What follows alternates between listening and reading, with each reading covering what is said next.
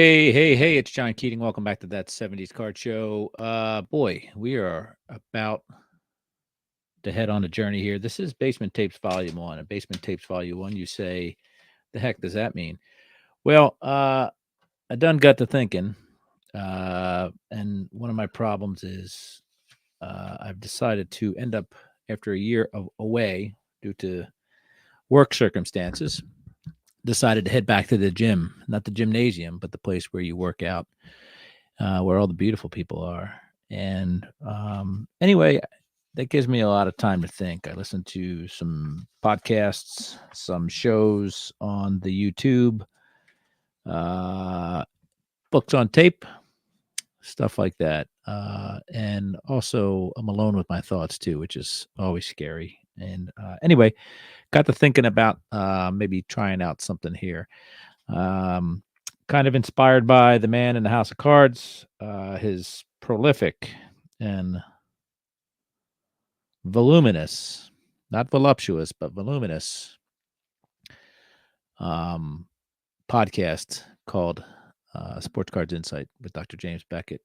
Way back yonder, he would talk about type cards and at Beckett when he was working at, oddly enough, a company named Beckett, and talked about type cards, all that stuff. I never considered myself until that point wanting to dive into type cards, but sure enough, here I am, uh, spurned by that prompt. I've got a lot of type cards. So what does that mean? It means different sets, and currently have 5,234 different cards from different sets. Um, and that is increasing rapidly. I buy a collection or a bunch of collections, and that will go up in the hundreds sometimes immediately. There's so many cards out there produced. So what I want to do is I'm going to go through my collection from as far back as maybe Beckett OPG, of which I am a subscriber, and chronologically work my way up to. I've decided right now to go up to 1980, which is a great cutoff point for vintage baseball. Mileage may vary depending on the sport and the type of cards, but right now I've loaded into my spreadsheet hundreds and hundreds of my sets, and I'm going to take an episode to do a very shallow dive into uh, these sets. Okay. I will touch on them very briefly. Here's a great example of my current spreadsheet right there.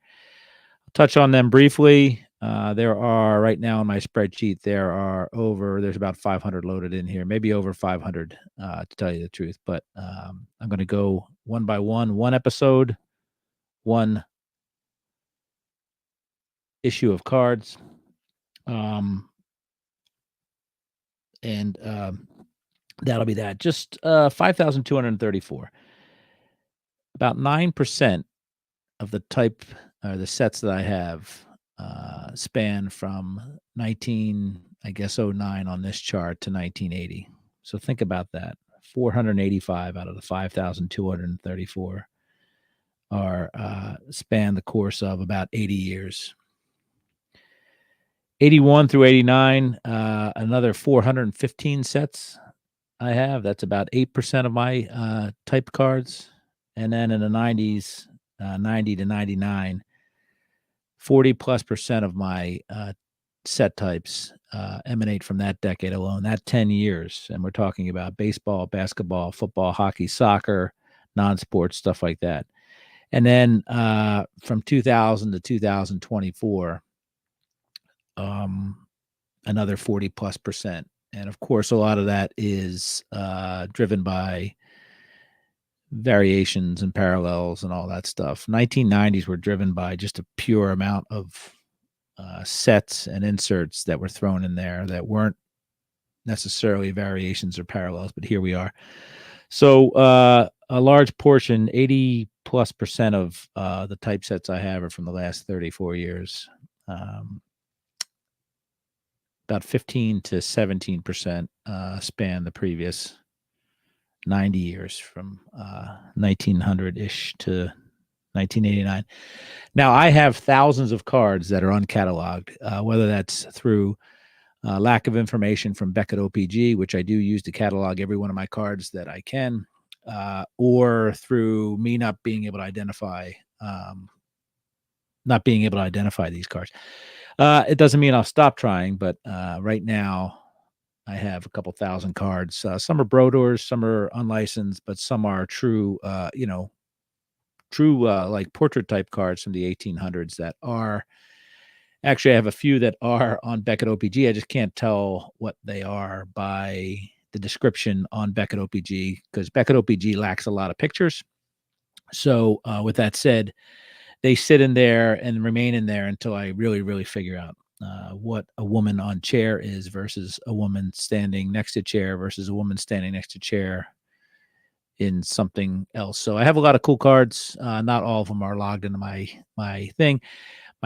I'll tell you that out of the 100% of the cards I have on Beckett OPG, there is probably about, I would say about a 2 to 3% of them are miscategorized by myself due to lack of knowledge at the time. A lot of it has to do with modern cards, not being able to tell the variations from a retail box to a hobby box to a jumbo box to a man in the box. So there's some of that going on.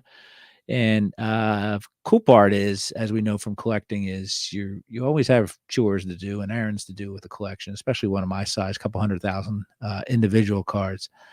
So there's always maintenance to do. So I haven't given up on that stuff. I will continue to maintainize my, or if you are a,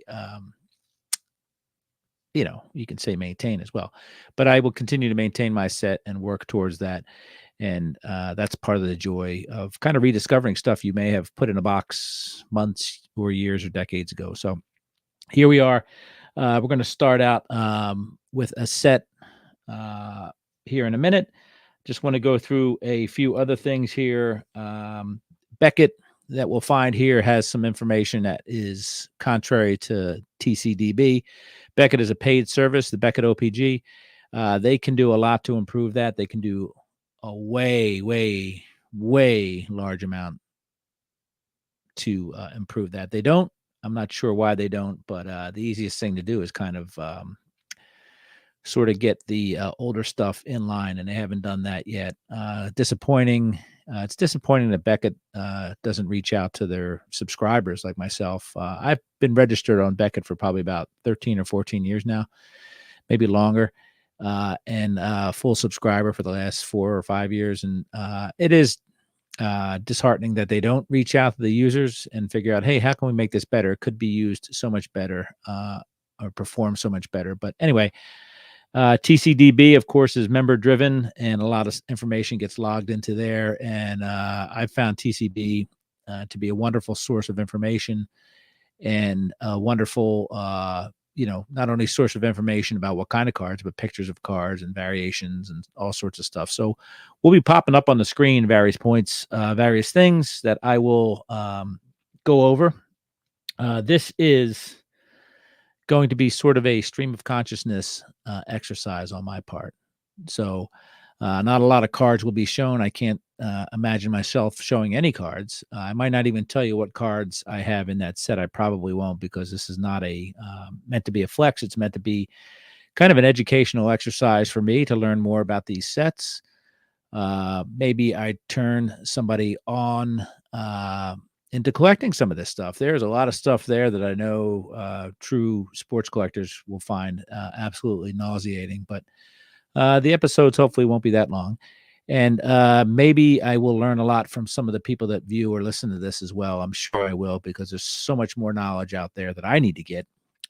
And that's why I am doing this whole thing. I've turned this microphone on and I've turned this camera on, always with the goal to learn stuff and move forward. You may notice that my wardrobe might not change. I will batch record these things and I will batch release these things. I don't care whether 20 of them come out today or they're trickled out over the next 20 weeks. I will record when I am inspired, and I will release immediately because I want to.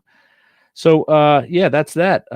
Hopefully, we can hold on. I'm going to tell you right now, like I said, I have some information with me, but I have not done any prep work as far as the individual sets. What I've done on my sheet here, I'll zoom in here, is you can see that I have gone to the trouble, and I'll try not to ruin this, but I've gone to the trouble to put links for TCB and Beckett in my spreadsheet so that I can access them in real time, and hopefully that makes this thing go a little quicker.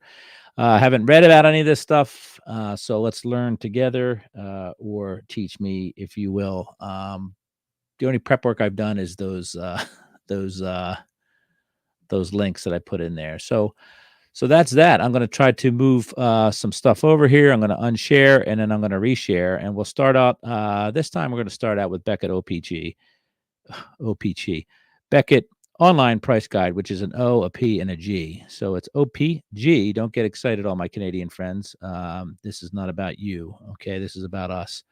So let's hit it hard, and this is, of course, going to be a whopper, and it is the T206 1909 1911. Now, I've also printed out here kind of a glossary of the special index of card identification letters. This is from the man himself, JB. I call him Jefferson Burdick. Anyway, the designations, of course, we know tobacco is tobacco. Beckett tells us that this thing is worth $1.7 million. It's complicated, as we know.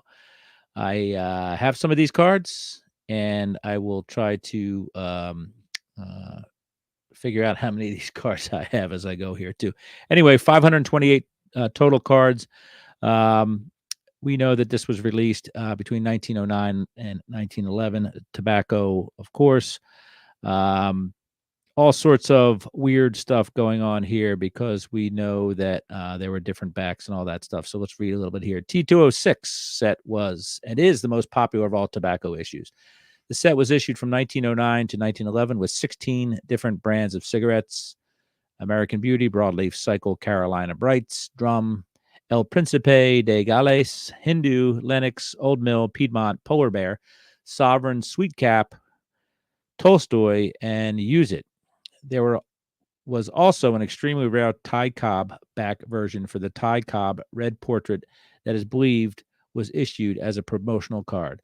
Pricing for the Cobb back card is unavailable and is typically not considered part of the complete 524 card set. The minor league cards are supposedly slightly more difficult to obtain than the cards with the major leaguers, with the Southern League player cards being definitively more difficult. Minor league players were obtained from the American Association and Eastern League. Southern League players were obtained from a variety of leagues, including the following leagues: the South Atlantic League, the Sally League, we call that, right? Southern League, Texas League, and Virginia League. Series 150, notated as such on the card backs, was issued between February 1909 through the end of May 1909. Series 350 was issued from the end of 1909 through April 1910.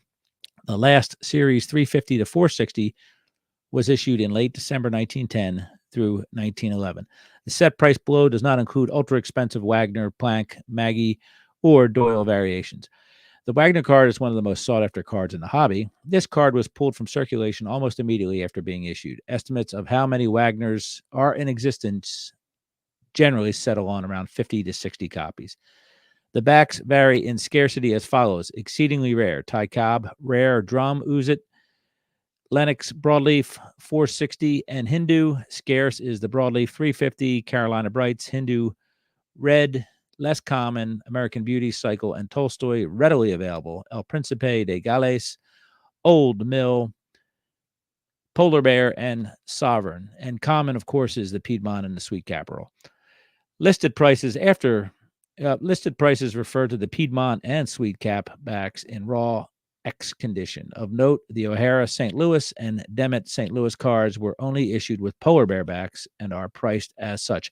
Pricing is unavailable for the unbelievably rare Joe Doyle National Variation. Perhaps a dozen or fewer copies exist, in addition to the Bud Shap and Fred Snodgrass, I guess, printing variations. Finally, unlike the other cards in this set, listed raw pricing for the famous Hannes Wagner references good condition instead of excellent. So, yeah, there you go. That's it. They list, of course, as they will do various Southern League stuff like that. What do I have? I have to figure that out, right? Let me see what I got here. I'm going to see if I can try to dig up my collection here and find out what I have out of here. Oh, here we go. This is easy enough to find. I've got 3 of these bad boys, and here's a little thing: is I bought 2 of them, and they are both minor leaguers. I bought 2 of them way back when, in the early 1980s, and I recently bought one within the last year, so that makes up my 3. I have, I think I have 2 of them graded from SGC, and I'm not sure about the other ones, so we'll see what goes on. So anyway, that is the T209 or the T206 set per Beckett. Let's get out of that, and we will go to see what TCDB says there. That's trading card database, if you don't know. So their layout is a little bit more fun, as you can see. It's got some really, really wonderful color photos that scroll there as you read and look at stuff. 391 cards is what they're saying. These are the white borders. Let's see here. 1 7/16 inches by 2 5/8 inches. Now, these will have all the pictures on TCDB, which is pretty cool. And of course, they list them alphabetically. Ed Abaticchio takes up at least a full page. He was with the Pirates, and it has the various backs and all that fun stuff. So let's see here. Tells you the teams in there, which starts with the Atlanta Crackers, and the final team listed as the Washington Senators. There's the Waco Navigators in there, Toronto Maple Leafs, all that fun stuff. So a lot of cool stuff on TCDB. Errors and variations, probably too much to wrap our heads around. Of course, Hannes Wagner pops up there, and you have a nice checklist there. Again, it's got everybody on there. So yeah, a lot of fun stuff to see there on TCDB. And it has TCBD, of course, has forums there that you can link to and talk about various things. And obviously, people are semi-active in that forum, I guess. Anyway, a lot of fun stuff in there. These were, of course, insert cards. We know the tobacco cards were part of the trick to get you to buy tobacco. And of course, there's the legends of kids hounding adults outside of tobacco shops and candy shops, I guess tobacco shops, asking for the cards to be given to them and all that fun stuff. So you're able to leave comments in there and all that stuff. Anyway, check out this guy, Dr. Armando Bueno, in April 4th, 2020, in the throes of the pandemic. This will be my second time around building a short set of 518. Although I have zero expectation of getting anywhere near completion, what with the price of key cards in the set, there is much to like about this set this time in baseball and the nation as a whole. The more you look, the more there is to discover, such as Ty Cobb Rep as a bad guy had much more to do with a smear campaign by a particular writer than the real deal. The early death of Addie Joss, and the tragic passing of Christy Mathewson after being gassed in World War I. Nothing wrong with collecting replicas, but my taste runs to the real deal, usually in the form of near beaters. Yeah, I have ones, and I think maybe the third one I did get maybe is graded, but that's a 1.5. Anyway, I do have the replica set up there too, which is pretty cool. This is called the Monster, as we know, and anyway, wonderful set. Don't need to explain it to you folks. You're a lot more educated than I am. And let's see here. You can see on the Piedmont cell set sheets there. Pretty cool stuff. Boy, that would look nice in somebody's basement. The polar bear. Again, these people were selling tobacco, and it says free 2 pictures of famous baseball players with every box of Hindu cigarettes. 150 different lithograph pictures in the entire series. When you smoke Hindu cigarettes, you get these interesting pictures and the greatest cigarette quality ever offered for 5 cents. These cigarettes have met with instant popular flavor because they are totally different from any other 5-cent brand. Different because of their oval shape and their extra large size. Different because they have cork tips. Different because of the superior quality of leaf used, which is carefully selected through thoroughly ripened and cured. The blend is full, mellow, and satisfying, sure to sweet your taste. Try them and see for yourself what exceptional smoking value is now given for little money. Sold everywhere. Cork tips, foil wrapped, 5 cents. The cigarette packs themselves are pretty cool. Hindu cork tip with an elephant. And this is like an eye chart. It gets progressively smaller as the copy goes to the bottom of the page. Piedmont baseball smoking a cigarette right there. Pretty cool. Bunch of Native Americans smoking. Piedmont's by the TP. There's a young lady, cigarette of quality for Piedmont. Sweet Cap cigarettes. There is card playing, and I'm sure there is all sorts of mad extracurricular activities happening in the Sweet Cap ad. Sweet Cap has the ladies. Sweet Cap has the toy soldiers, and Tolstoy, of course, are Russian cigarettes, according to the folks from North Carolina, the ATC, American Tobacco Company. And then there are various other pictures of Cycle cigarettes, factory number 25, blah, blah, blah. Of course, the factory numbers matter on the backs of these cards, I believe. I'm not that far into them, but really fun stuff. Maybe I'll try to put a link down below, which I never do, of this particular page because it's a fascinating read for with the information it's given. So anyway, that's that. That's the T206 tobacco issue from the American Tobacco Company. Some would call that a monopoly, and glad to see things have changed in the hobby, and we're no longer at the mercy of monopolies distributing ball cards. So yeah, that's that. Enjoy the rest of the When the Levee Breaks, and we'll be back for Basement Tapes number 2 in a bit. Cheers. Bye.